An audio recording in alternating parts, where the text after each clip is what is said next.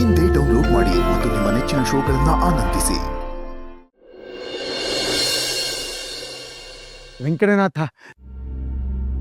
ಸತ್ಯವತಿ ಅಮ್ಮ ನನಗೆ ಮುಕ್ತಿ ಬೇಕು ಅಂತ ಕೇಳ್ತಾ ಇದ್ರು. ನಾನು ಅವ್ರಿಗೆ ಮಠಕ್ಕೆ ಬಂದು ಗುರುಗಳನ್ನ ಭೇಟಿ ಮಾಡಿ ಗುರುಗಳು ನಿಮಗೆ ಸ್ವರ್ಗಕ್ಕೆ ಹೋಗೋ ದಾರಿ ತೋರಿಸ್ತಾರೆ ಅಂತ ಹೇಳಿದ್ದೆ. ನಾನೇ ಅವರನ್ನ ಮಠಕ್ಕೆ ಕರ್ಕೊಂಡು ಬರೋಣ ಅಂತಿದ್ದೆ.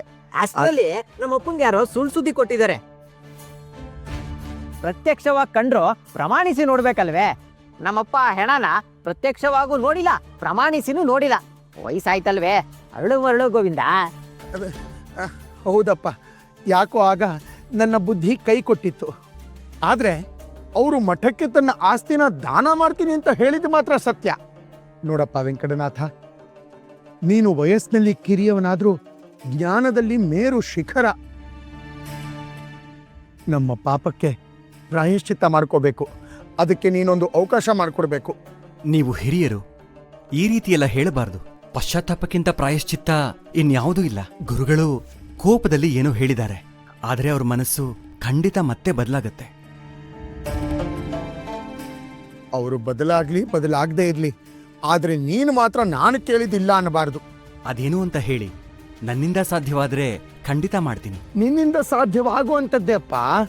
ನಾನು ಆ ತಾಯಿ ಸತ್ಯವತಿ ಬಗ್ಗೆ ತಿಳಿಯದೆ ಸುಳ್ಳು ಸುದ್ದಿ ಹಬ್ಬಿಸ್ಬಿಟ್ಟೆ. ಅದರಿಂದ ಯಾವ ನರಕಕ್ಕೆ ಹೋಗ್ತೀನೋ ಗೊತ್ತಿಲ್ಲ. ಒಂದು ಸರಿ ಆಕೆ ಕಾಲಿಗೆ ಬಿದ್ದು ಕ್ಷಮೆ ಕೇಳಬೇಕು. ದಯವಿಟ್ಟು ಅದಕ್ಕೆ ಅವಕಾಶ ಮಾಡಿಕೊಡಪ್ಪ. ನೀನ್ ಅವ್ರು ಎಲ್ಲಿದ್ದಾರೆ ಅಂತ ಹೇಳಿದ್ರೆ ಸಾಕು, ಇವ್ರು ಹೋಗಿ ಅವ್ರ ಕತೆನ ಮುಗಿಸ್ತಾರೆ. ಅಂದ್ರೆ ಮುಗಿದ ಕತೆನ ವಿವರವಾಗಿ ಹೇಳಿ ಕ್ಷಮೆ ಕೇಳ್ಕೊಂಡು ಬರ್ತಾರೆ ಅಂತ ಹೇಳ್ದೆ ಗೋವಿಂದ. ಕ್ಷಮಿಸಿ, ಅದು ಮಾತ್ರ ನನ್ನಿಂದ ಸಾಧ್ಯವಿಲ್ಲ. ಗುರುಗಳ ಅಪ್ಪಣೆ ಇಲ್ಲದೆ ನಾನೇನು ಹೇಳೋದಿಲ್ಲ.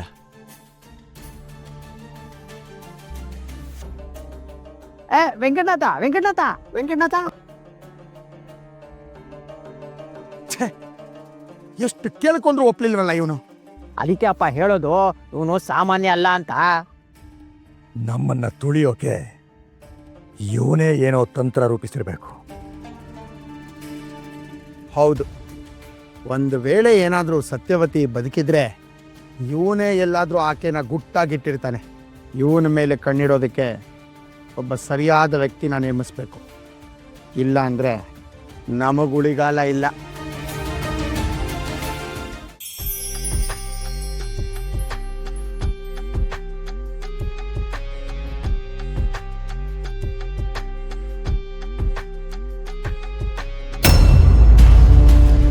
ಶ್ರೀಹರಿ,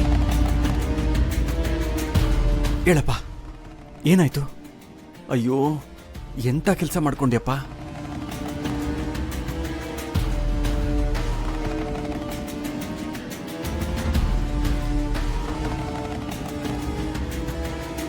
ನೋಡ್ಕೊಂಡು ಓಡಾಡೋದಲ್ವಾ? ನಾನು ಏನೋ ಯೋಚನೆ ಮಾಡ್ಕೊಂಡು ಬರ್ತಾ ಇದ್ದೆ, ಎಡಕ್ಕೆ ಬಿದ್ದುಬಿಟ್ಟೆ. ಅದಕ್ಕೆ ಹೇಳೋದು, ತಾನೊಂದು ಬಗೆದರೆ ದೈವ ಒಂದು ಬಗೆಯುವುದು ಅಂತ. ಹೌದು ಸ್ವಾಮಿ. ನಾವು ಬೇರೆಯವ್ರಿಗೆ ಕೆಟ್ಟದನ್ನ ಬಯಸಿದ್ರೆ ಮುಂದೆ ನಮಗೆ ಕೆಟ್ಟದಾಗೋದು. ನಾನು ಕೇಳಿ ಬಯಸ್ತೆ, ನೀವು ನನ್ನ ಸೇವೆ ಮಾಡ್ತಾ ಇದ್ದೀರಾ. ದೇವರಂಥ ಮನುಷ್ಯ ನೀವು. ನೀನು ಕೈ ಮುಗಿಬೇಕಾಗಿರೋದು ನನಗಲ್ಲಪ್ಪ, ಆ ಶ್ರೀಹರಿಗೆ. ಅವನ ಧ್ಯಾನ ಮಾಡು, ನಿನ್ನ ನೋವು ಕಮ್ಮಿ ಆಗುತ್ತೆ.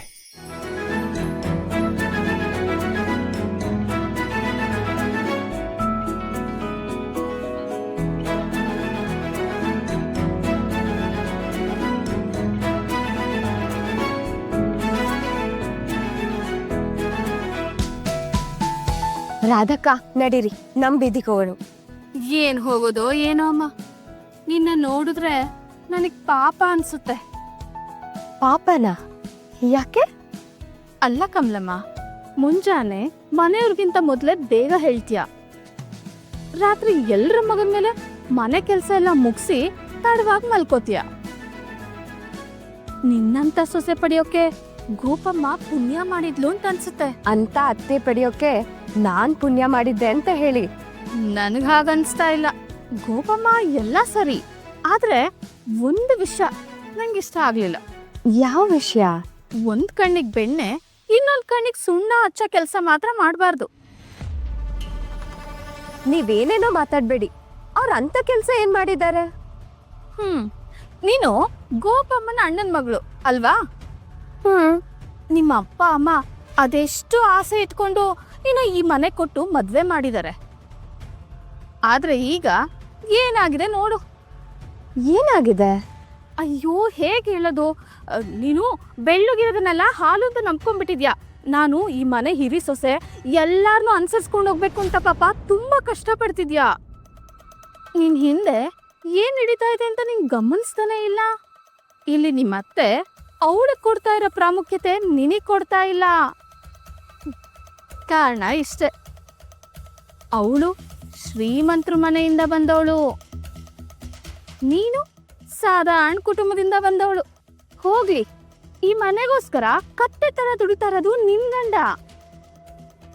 ಆದ್ರೆ ಈ ಮನೆಯಲ್ಲಿ ವೆಂಕಟನಾಥಂಗ್ ಸಿಗೋ ಮಾನ್ಯತೆ ನಿನ್ ಗಂಡಂಗ್ ಸಿಗ್ತಾ ಇದ್ಯಾ? ನಾನ್ ಹೇಳೋದ್ ಸರಿ ಇದೆ ಅಂದ್ರೆ ಒಪ್ಕೋ, ಇಲ್ಲ ಅಂದ್ರೆ ಉಗಿದ್ ಬಿಡು.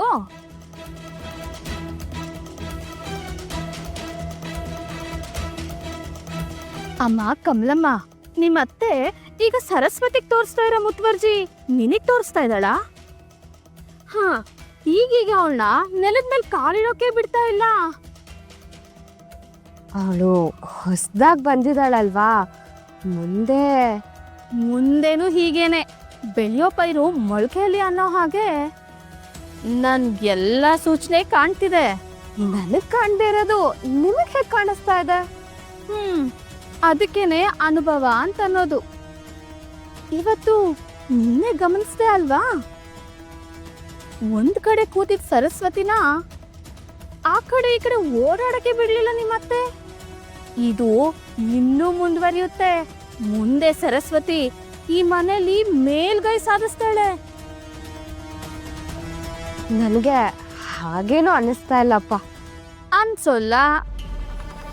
ಈಗ ನಿನ್ ಗಂಡನ ಸಂಪಾದನೆ ಕಮ್ಮಿ ಆಗಿದೆ, ಆದ್ರೂ ಕಷ್ಟದಲ್ಲಿ ಮನೆ ತೂಗಿಸ್ತಾ ಇದ್ದಾನೆ. ವೆಂಕಟನಾಥ ಮಠದಲ್ಲಿ ಕೆಲಸ ಮಾಡ್ಕೊಂಡು ಹಾಯಾಗಿದ್ದಾನೆ. ಈಗ ಅದ್ರಿಂದ ಏನಾಯ್ತು? ಈಗ ಏನೂ ಆಗಿಲ್ಲ, ಮುಂದೆ ಆಗುತ್ತೆ. ನೀನು ಅಣ್ಣ ತಮ್ಮ ಸಾಯೋವರೆಗೂ ಒಟ್ಟಿಗೆ ಇರೋದನ್ನ ನೋಡಿದ್ಯಾ? ನೋಡಿಲ್ಲ, ನೋಡಿರೋಕ್ ಸಾಧ್ಯನೇ ಇಲ್ಲ. ವಾಸುದೇವಾಚಾರ್ಯರು ಸರಸ್ವತಿನ ಈ ಮನೆ ಕೊಟ್ಟಿರೋದು ಈ ಮನೆ ಶ್ರೀಮಂತಿಕೆ ನೋಡಿ ಅಲ್ಲ, ವೆಂಕಟನಾಥನ ಬುದ್ಧಿವಂತಿಕೆ ನೋಡಿ. ಶ್ರೀಮಠದ ಬೆಂಬಲ ವೆಂಕಟನಾಥನಿಗಿರೋದನ್ನ ನೋಡಿ. ನೀವ್ ಒಟ್ಟಿಗೆ ಇರ್ತೀನಿ ಅಂತಂದ್ರು ಅವ್ರ ತಂದೆ ತಾಯಿ ನಿಮ್ಮನ್ನ ಒಟ್ಟಿಗೆ ಇರೋಕ್ ಬಿಡಲ್ಲ. ಈ ಮನೆನ 2 ಭಾಗ ಮಾಡ್ತಾರೆ. ಅವಳಿಗೆ ಬೇಕಾದ ಹಾಗೆ ಅನುಕೂಲ ಮಾಡಿಕೊಡ್ತಾರೆ. ನಿಮ್ಮತ್ತೆ ಆಗ ಅವ್ರ ಕಡೆ ಸೇರ್ಕೋತಾರೆ. ನೀನು ನಿನ್ ಗಂಡ ಕತ್ತೆ ತರ ದುಡ್ದು ಮೂಲೆ ಗುಂಪಾಗೋಕ್ಕೂ ಮುಂಚೆ ಬೇರೆ ಏನಾದ್ರು ದಾರಿ ಇದೆಯಾ ನೋಡ್ಕೊಳ್ಳಿ.